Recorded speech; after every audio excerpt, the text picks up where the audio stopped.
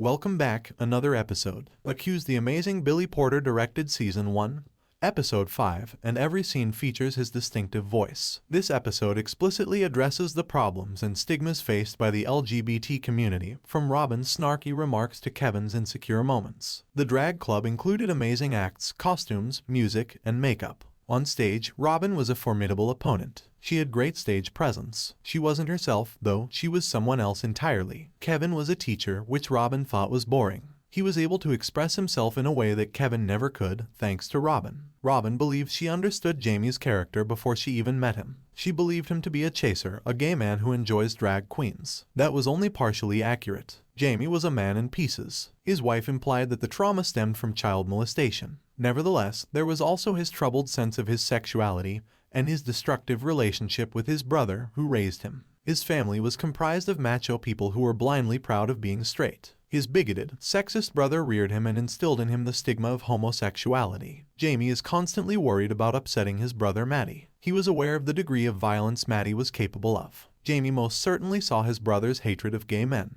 and for this reason, he disguised his true inclination. The cause of Maddie's hatred of gay males was never made clear. There is no justification for showing contempt for an entire group of people, but regrettably, his linear viewpoint encapsulates a startlingly sizable percentage of our nation. Although accused presents the viewpoint of the guilty party, it was a relief to see that they did not defend or affirm Maddie's homophobic actions. His personal was a one-dimensional hatred thread that ran throughout the program. In this episode, Jamie was at fault. The viewer was able to see his point of view, keeping with the film's idea. A covert man was finally exposed and able to explain why he led such a deceitful existence. We observed his tendency toward rage and outbursts. Years of untreated pain and guilt over his sexual orientation ate away at his head, and he lost it when he screamed at his wife. Natalie, who appeared to be an innocent bystander, ended up suffering the consequences of his trauma. Jamie's traumatic past does not justify his behavior. Although he was traumatized, telling the truth to his wife long before he did so could have spared both of their lives. When Kevin told Jamie that being molested did not make him gay, it was a moment that spoke volumes and may have launched the healing process for millions of people. Regrettably, there is still a persistent notion that sexual orientation and childhood trauma are causally related. Kevin's statement was a brazen rebuttal to that uninformed assumption.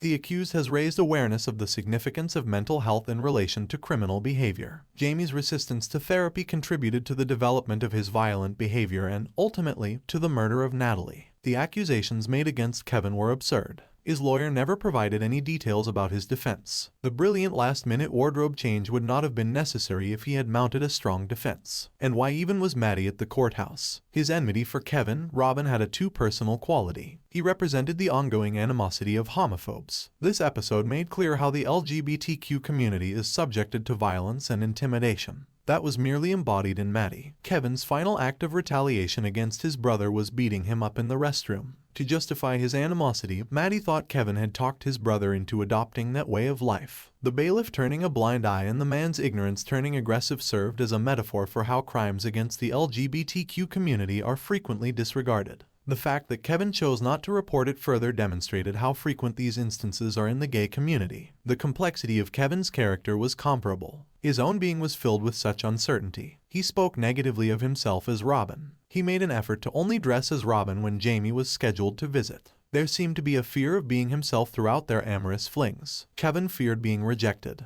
His intense and mentally draining attempts to conceal Kevin and assume the identity of Robyn. He was not afraid of anything, unlike Robyn, yet that did not prevent his emotions from being present. Kevin was shielded from harm by Robyn, but his shield was ineffectual in this situation. Kevin developed feelings for Jamie. Jamie, though, didn't even know Kevin. In their one scene together, Jamie scoffed in mockery. On Kevin, he projected all of his fears and loathing of himself. Robyn's final testimony was explosive yet a little unrealistic. Even if it wasn't reasonable for the witness, defendant to continuously ask questions, her testimony was powerful and stirring. The jury was unable to dispute the picture she painted. Kevin grew more comfortable being himself on stage as a result. He utilized his voice to sing, and it was lovely even if he was still wearing Robyn's outfit. Thanks for watching, and don't forget to subscribe.